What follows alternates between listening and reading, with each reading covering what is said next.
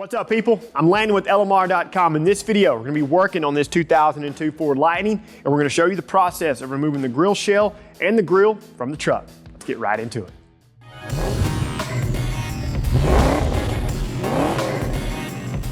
To get started, go ahead and open the hood. Unclip the spare tire rod from the clips and remove it from the truck.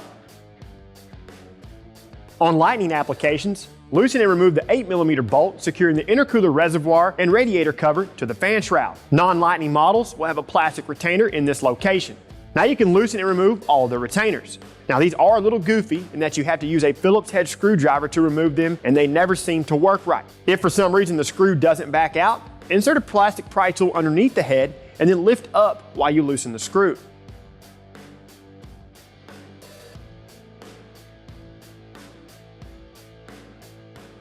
Lift up on the radiator cover and slide it past the hood latch to remove it from the truck. Loosen and remove the Phillips head screws across the top of the grill shell.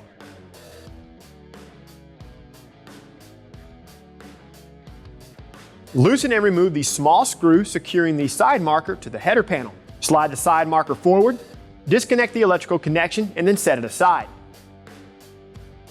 Loosen and remove the two Phillips head screws securing the grill shell to the header panel. Underneath the grill shell is 4 push pins that secure the grill filler piece. Place a microfiber towel over the bumper and then carefully dislodge each push pin with a plastic pry tool. You can go ahead and repeat these steps for the other side marker light and the grill filler piece.